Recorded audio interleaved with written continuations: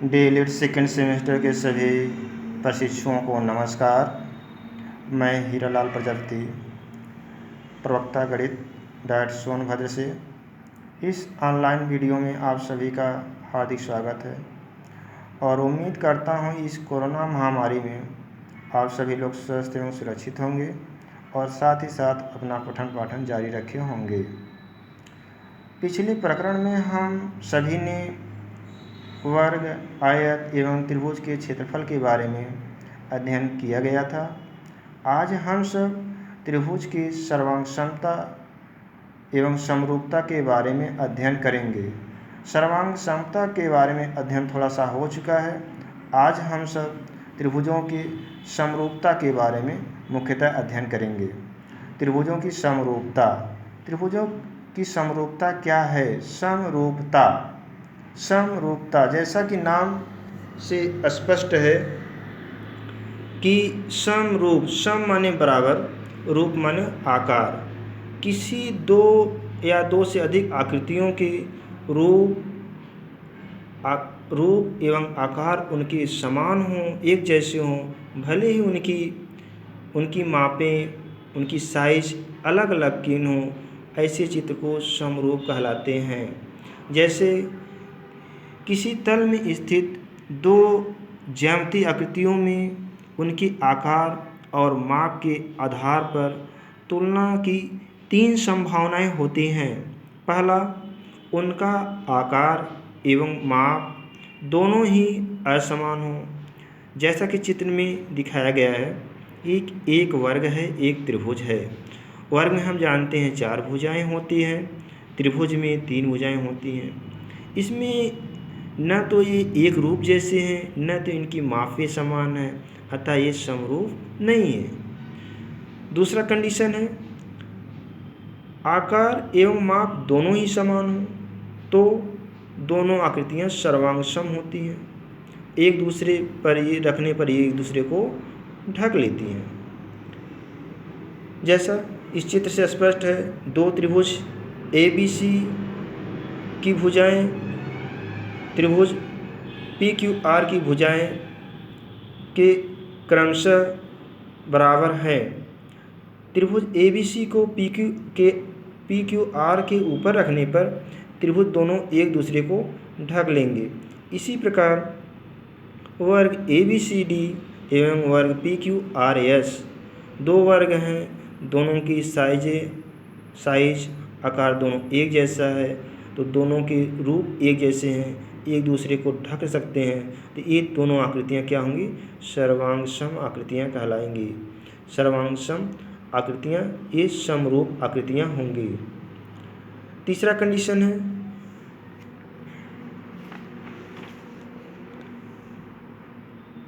तीसरे स्थिति में ये होता है, आकार तो समान हो परंतु उनकी साइज, उनकी माप अलग अलग हो, असमान हो।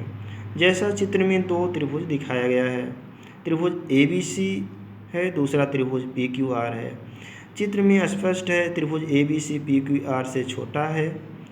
और दूसरी तरफ दूसरा चित्र है, वर्ग है, एक वर्ग है ABCD और दूसरा है PQRS।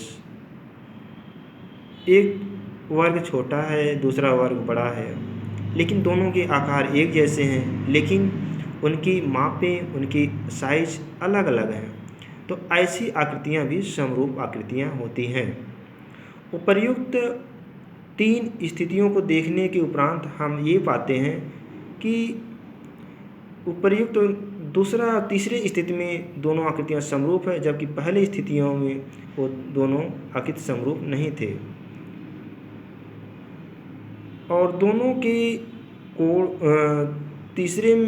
दूसरे और तीसरे में देखा जाए तो दोनों की कोण संगत कोण समान है। संगत कोण समान है तो इन कोणों की भुजाएं भी समानुपाती होती हैं, अर्थात संगत भुजाएं समानुपाती हैं। तो हम समरूपता को किस प्रकार परिभाषित करेंगे? हम समरूपता को इस प्रकार परिभाषित कर सकते हैं, दो त्रिभुज समरूप कहलाते हैं यदि उनके संगत कोण समान हों, अर्थात उनकी जो हर एंगल का एक उसकी संगत, जैसे एंगल कोण ए है तो कोण ए का संगत कोण कोण पी बराबर हो, कोण बी का संगत कोण कोण क्यू हो, कोण सी का बराबर कोण आर हो, अर्थात उनके सभी कोण संगत कोण समान होने चाहिए।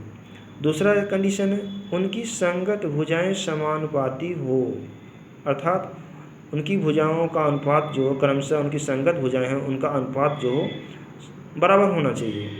अर्थात दो त्रिभुज ABC है और PQR हैं तो दोनों त्रिभुज समरूप तब कहलाएंगे यदि AB अपान PQ BC अपान QR बराबर CA अपान RP होगा। उदाहरण के तौर पर जैसा कि चित्र में दिखाया गया है, एक त्रिभुज ABC है, दूसरा त्रिभुज PQR है। उपर्युक्त चित्र में कोण ABC बराबर कोण PQR, कोण BCA बराबर कोण QRP तथा कोण CAB बराबर कोण RPQ। और भुजाओं में क्या संबंध है? भुजाओं में इस प्रकार संबंध होगा AB अपान PQ बराबर BC अपान QR बराबर CA अपान RP, अर्थात त्रिभुज ABC तथा त्रिभुज PQR समरूप त्रिभुज हैं।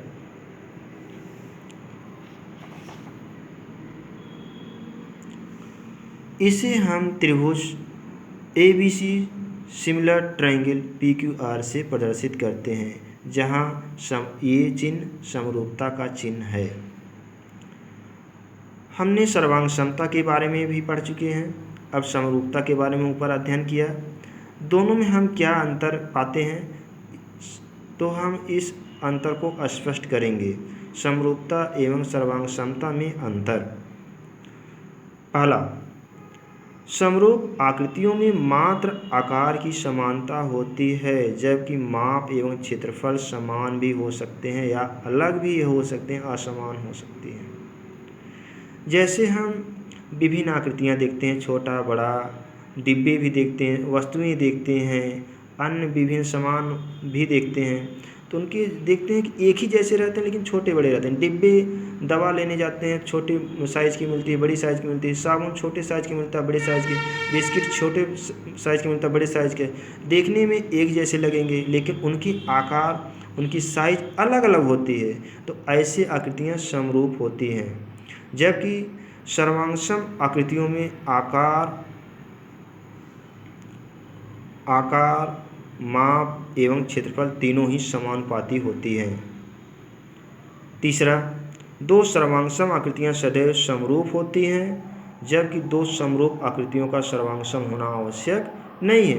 अर्थात दो आकृतियां सर्वांगसम जो हों वो सदैव समरूप होती हैं, जबकि दो समरूप आकृतियों का सर्वांगसम होना आवश्यक नहीं है। सर्वांगसम तभी हो सकते हैं जब उनकी साइज समान होंगी। चित्रों द्वारा हम समरूपता एवं सर्वांगसमता को अंतर को स्पष्ट कर सकते हैं। जैसे ये रेखाखंड है, रेखाखंड समरूप है AB और CD, लेकिन उनकी साइज अलग है। यहाँ सर्वांगसम रेखाखंड है PQRS, यहाँ इनकी आकार और साइज दोनों बराबर हैं, इसलिए सर्वांगसम रेखाखंड है। दूसरा, ये पहला जोड़ा समरूप त्रिभुज है क्योंकि इनकी रूप एक जैसे हैं लेकिन साइज इनका अलग अलग है, इसलिए ये समरूप त्रिभुज है। दूसरे जोड़े में ये सर्वांगसम त्रिभुज है क्योंकि इनकी संगत भुजाएं और संगत कोण सब बराबर हैं, अर्थात इनका आकार और रूप और साइज दोनों एक जैसे हैं, इसलिए सर्वांगसम होंगे। तो हम समरूपता एवं सर्वांगसमता में अंतर स्पष्ट में यही पाते हैं कि समरूपता में मुख्यतः आकार का एक जैसा होना जरूरी है, जबकि सर्वांगसमता में आकार के साथ साथ उसका माप एवं क्षेत्रफल समान होना जरूरी होता है।